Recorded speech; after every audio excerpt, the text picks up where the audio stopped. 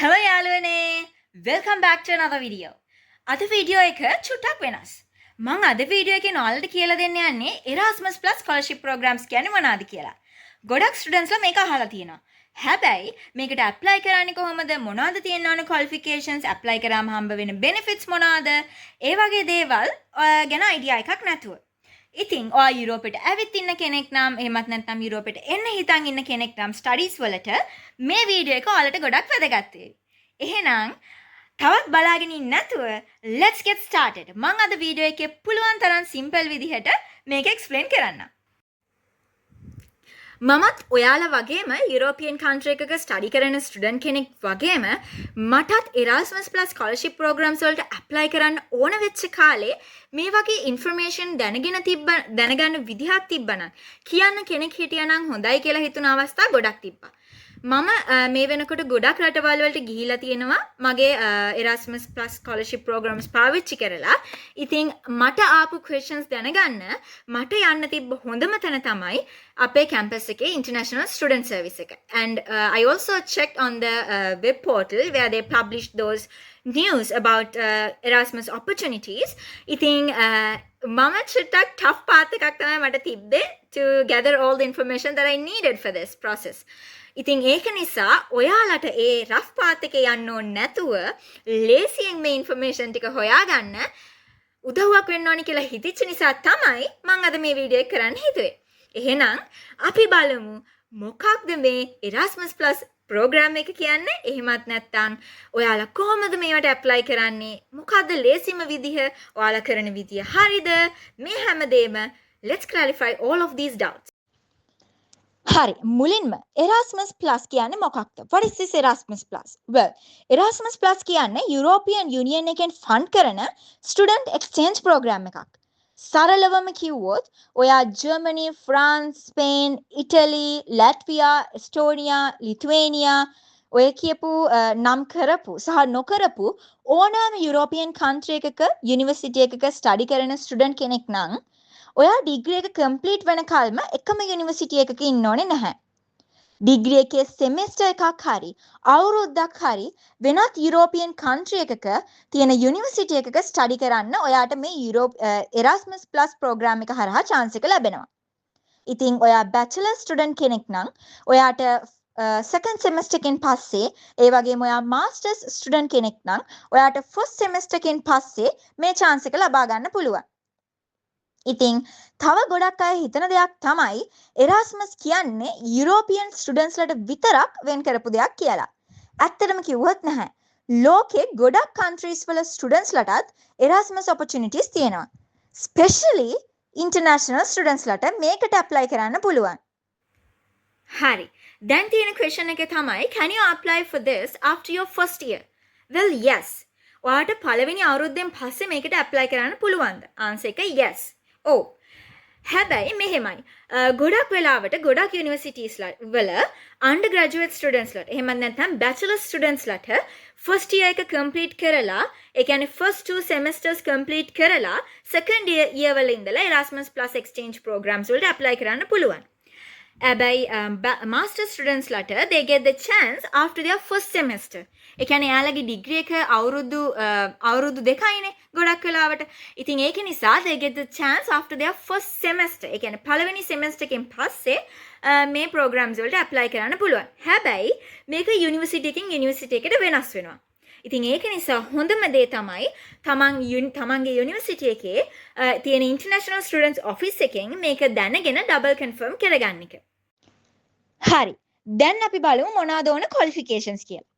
මේ universities usually සාමාන්‍යයෙන් බලන්නේ ඔයාලා ඒ අවශ්‍ය semesters ගාන complete කරලා තියෙනවද?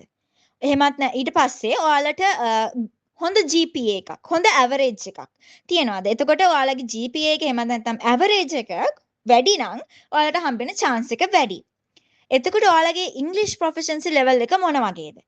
IELTS එහෙම නැත්නම් IELTS හැම වෙලේම ඕන කරන්නේ නැහැ.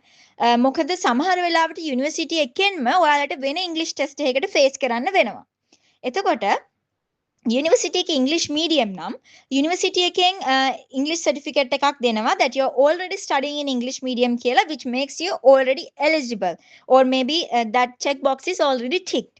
එහෙමත් නැත්නම් ගොඩක් වෙලාවට සමහර යුනිවර්සිටිස් වලින් වෙනම ඉංග්‍රීසි ටෙස්ට් එකක් තියෙනවා. ඒක ගොඩක් වෙලාවට යුනිවර්සිටි ඒ කියන්නේ මේ දේ මේ ඉංග්‍රීසි ප්‍රොෆිෂන්සි ලෙවල් එක කියන එක යුනිවර්සිටි එකකින් යුනිවර්සිටි එකට ඩිපෙන්ඩ් වෙනවා. ඉතින් ඔයාලගේ යුනිවර්සිටි එකේ තියෙන ප්‍රොසීජර් එකත් එක්ක ඒක ඇක්සෙප්ට් වෙන්නේ කොහොමද කියන එක වෙනස් වෙනවා. ඊට පස්සේ ඔයාලගේ ඇකඩමික් ස්ටෑන්ඩින් එක හොඳ නම්, ඒ කියන්නේ සබ්ජෙක්ට්ස් ෆේල් වෙලා නැත්නම් ඇකඩමික් ඩෙට්ස් නැත්නම් ඔයාලට තියෙන chance එක වැඩි. හැබැයි ඔයාට ෆේල් වෙච්ච සබ්ජෙක්ට්ස් තියෙනවා නම්, එහෙමත් නැත්නම් මොන හරි රිපීට් කරන්න ඕන වෙච්ච දේවල් තියෙනවා නම් ඔයාට හම්බ වෙන chance එක ඇත්ත වශයෙන්ම අඩු වෙනවා මෙතනදී. හරි. දැන් මේකට ඇප්ලයි කරන එකෙන් ඔයාලට බෙනිෆිට්ස් මොනවද තියෙන්නේ? බෙනිෆිට්ස් තියෙනවද? හැමෝම අහන ප්‍රශ්නයක් මේක. ඇත්තටම කිව්වොත් බෙනිෆිට්ස් නම් ගොඩාක් තියෙනවා. අපි බලමු මේ බෙනිෆිට්ස් මොනවද කියලා එකින් එක. මොකද මේ බෙනිෆිට්ස් වලින් ඔයාලව එන්කරේජ් කරන්න පුළුවන් මේ Erasmus Plus programs වලට ඇප්ලයි කරන්න කියලා. මොකද අපරාධනයනේ නිකන් බොරුවට ගන්න පුළුවන් ස්කෝලර්ෂිප් එකක් තියෙද්දි ඒක නිකන් නාස්ති කරන එක තේරුමක් නැහැනේ. ඒක නිසා අපි බලමු මොනවද මේ හම්බ වෙන benefits කියලා, and let's see if that will be enough to motivate you. ඔයාලට travel කරන්න පුළුවන්. අලුත් country එකක මාස කිහිපයක්, සති කිහිපයක්, අවුරුද්දක් වුණත් ගත කරලා එන්න පුළුවන්. different university experience එකක් ගන්න පුළුවන්. එතකොට university එකකින් university එකට teaching methods වෙනස්, lab activities වෙනස්, ඒ වගේම තියෙන පහසුකම්මුත් වෙනස්. international friends හදා ගන්නත් පුළුවන්. රටකට එන එකේ මූලික අරමුණ මොකක්ද? ඔයාලා ජීවිතේ ඉස්සරහට ගිහිල්ලා ස්ටැබිලිටි එකක් හදා ගන්නවට අමතරව ලොකු ඉන්ටර්නැෂනල් එක්ස්පෝෂර් එකක් ගන්න එක නේද? ඉන්ටර්නැෂනල් ජාත්‍යන්තර මට්ටමින් ඔයාලගේ යාළුවෝ හදා ගන්න එක, සමාජ මට්ටම හදා ගන්න එක වගේ දෙයක් නේද? ඉතින් මේක හොඳ chance එකක්. ඔයාට ඕනම රටක යාළුවෙක් හදා ගන්න මේක ලොකු chance එකක් කරගන්න පුළුවන්. ඒ වගේම වැදගත්ම දෙයක් තමයි ඔයාගේ CV එක strong වෙනවා. companies ගොඩක් Erasmus experience එකට ලොකු value එකක් දෙනවා. ඒ වගේම monthly grant එකක් හම්බ වෙනවානේ. ඒ කියන්නේ monthly ඒ කියන්නේ ඔයාලා Erasmus semester එකට යන අයට monthly grant එකක් හම්බ වෙනවා. එහෙමත් නැත්නම් 2 weeks වගේ BIP programs වලට යන අයට ඒකට අනුව grant එකක් හම්බ වෙනවා. ඉතින් මේක ඔයා යන රටින් රටට වෙනස් වෙනවා.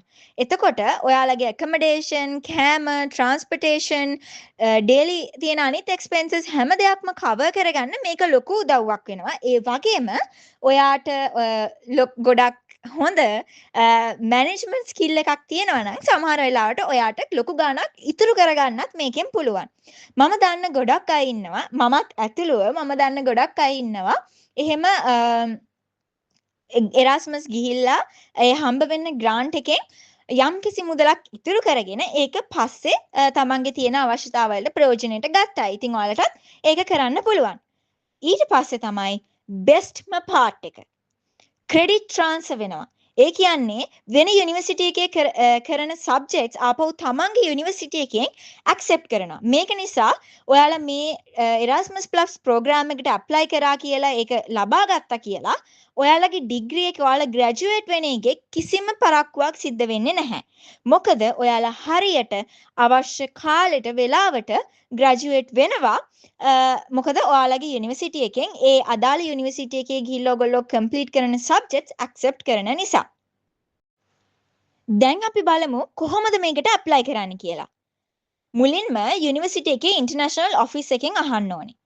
ඊළඟට බලන්න available partner universities list එකේ මොනවද ඔයාලට තියෙන්නේ කියලා. ඊට පස්සේ ඔයාලගේ preferred universities choose කරන්න. ඒ කියන්නේ දැන් ඔයාට යන්න ඕන රට මොකක්ද? ඔයාට කරන්න ඕන මොන වගේ subjects ද? ඔයාගේ subject field එක මොකක්ද? එතකොට ඒවත් එක්ක බලලා ඔයාලගේ university එකේ, ඔයාගේ host university එකේ ඊළඟ semester එකේ තියෙන subjects වලට ඒවයි content එක සහ credit points වලට ඔයා යන්න හිතන් ඉන්න university එකේ subjects, content and credit points කියන ඔක්කොම match කරලා ඔයාට ගැලපෙන සහ ඔයාට හරියන කියලා හිතෙන යුනිවර්සිටි සිලෙක්ට් කරන්න. ගොඩක් ඒවද අපේ යුනිවර්සිටි එකේ නම් යුනිවර්සිටිස් 3ක් සිලෙක්ට් කරන්න පුළුවන්. මම හිතන විදිහට අනිත් ඒවායිත් ඒ වගේ පුළුවන් නැති. නමුත් මේ ඔක්කොම ইনফර්මේෂන් ඔයාලට ඔයාලගේ ඉන්ටර්නැෂනල් ස්ටුඩන්ට් ඔෆිස් එකෙන් දැනගන්න පුළුවන්. මොකද මේ වගේ සමහර පොඩි ඉන්ෆර්මේෂන් සහ ප්‍රොසීජරල් ඩිෆරන්සස් තියෙන්න පුළුවන් යුනිවර්සිටි එකෙන් යුනිවර්සිටි එකට. ඉතින් මම කියන්නේ මගේ අත්දැකීම අනුව සහ අපේ මෙහි යුනිවර්සිටිස් වල වෙන ප්‍රොසීජර් එකත් එක්ක. ඉතින් වෙනත් රටක තියෙන වෙන විදිහකට නම් ඔයා ඉන්නේ වෙන රටක නම් යුනිවර්සිටි එකේ ඉන්ටර්නැෂනල් ස්ටුඩන්ට් කවුන්සිල් එකෙන් අහන එක තමයි හොඳම. ඊට පස්සේ ඔයාලට තියෙනවා ඩොකියුමන්ට් සබ්මිට් කරන්න as your fourth step. ඒකෙදි ට්‍රාන්ස්ක්‍රිප්ට් එක, මොටිවේෂන් ලෙටර් එකක්, ඔයාගේ CV එක, ඊට පස්සේ ඔයා ගත්ත අර ඉංග්‍රීසි සර්ටිෆිකේට් එක, ඒ වගේම ගොඩක් වෙලාවට ඔයාගේ පාස්පෝර්ට් කොපි එක වගේ කියන ඩොකියුමන්ට්ස් ඔයාලට සබ්මිට් කරන්න සිද්ධ වෙනවා. ඊට පස්සේ ඔයාලට එන්න පුළුවන් ඔයාලා තෝරගත්ත යුනිවර්සිටිස් ඔයාලා ඇප්ලයි කරපු යුනිවර්සිටිස් වලින් ඇක්සෙප්ටන්ස් ලෙටර්ස් ආවෙලා ඒවෙන් ඔයාට ඉන්ටර්විව් එකක් තියෙන්න පුළුවන්. සමහර යුනිවර්සිටිස් වලින් ඉන්ටර්විව් එකක් තියෙනවා, සමහර යුනිවර්සිටිස් වල ඉන්ටර්විව් එකක් නැහැ. that depends. ඊට පස්සේ BIP programs කියන්නේ මොනවද? දැන් මම මේ පැහැදිලි කරේ Erasmus plus මොනවාද Erasmus plus studies programs ඒවා තියෙන්නේ සෙමෙස්ටර් එකකට හෝ අවුරුද්දකට. Erasmus plus BIP programs කියන්නේ සතියකට දෙකකට වගේ තියෙන short programs. මේ වගේ ආඩ පුළුවන් ඔයාගේ ඒවා ඇප්ලයි කර ප්‍රෝග්‍රෑම් එකට අනුව ඒක තියෙන රටට ගිහිල්ලා සතියක් දෙකක් ගොඩක් වෙලාවට ෆස්ට් වීක් එක වර්චුවල් ඒ කියන්නේ ඔන්ලයින් තියෙන්නේ. ඉතින් ඔයාට ඉන්න රටේම ඉඳගෙන ඒක කරන්න පුළුවන්. සෙකන්ඩ් වීක් එක තියෙන්නේ ඔෆ්ලයින් ඔයා ඒ රටට යන්න ඕනේ අදාළ රටට. එහෙම ගිහිල්ලා ඒ ප්‍රෝග්‍රෑම් එකට පාටිසිපේට් වෙලා ඔයාගේ යාළුවෝ හදාගෙන ෆන් එකක් අරගෙන එක්ස්පීරියන්ස් එක අරගෙන එන්නත් පුළුවන්. හැබැයි මේ හැම එකටම ඔයාලට අනිවාර්යයෙන්ම ග්‍රාන්ට් එකක් හම්බ වෙනවා. මේ අතරේ මම ඔයාලට කියන්නම් ගොඩක් ස්ටුඩන්ට්ස්ලා කරන මිස්ටේක්ස් ටිකක්. ගොඩක් අය ඩෙඩ්ලයින් මිස් කරනවා. මොටිවේෂන් ලෙටර්ස් කොපි කරනවා. ඒ කියන්නේ සමහරව AI ජෙනරේට් කරනවා. GPA එක කම්ප්ලීට්ලි ඉග්නෝර් කරනවා. ඇවරේජ් එක කම්ප්ලීට්ලි ඉග්නෝර් කරනවා. අනිත් එක සමහරු තමන් හැමදේම දන්නවා කියලා හිතාගෙන ඉන්ටර්නැෂනල් ඔෆිස් එකෙන් ඉන්ෆර්මේෂන් ගන්න යන්නේ නැහැ. ඉතින් මේවා ඔයාලගේ අතින් වෙන්න පුළුවන් ගොඩක් common mistakes. මම දැන් ඔයාලට මගේ ඇඩ්වයිස් එක දෙන්නම්. මගේ ඇඩ්වයිස් එක නම් යාළුවනේ මුල ඉඳලම ෆස්ට් ඉයර් එකේ ඉඳලම ඔයාලගේ GPA එක හරියට මේන්ටේන් කරන්න. එහෙමත් නැත්නම් ඇවරේජ් එක හරියට මේන්ටේන් කරන්න.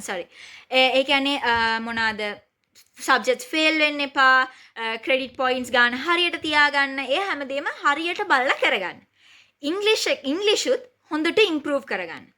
යුනිවර්සිටි එකේ දෙන announcements එහෙම නැත්නම් daily news හරියට චෙක් කරන්න. මොකද ගොඩක් වෙලාවට මේ ඉන්ෆර්මේෂන් ඒ වගේ තැන්වල පබ්ලිෂ් වෙන්න පුළුවන් Erasmus opportunities ගැන.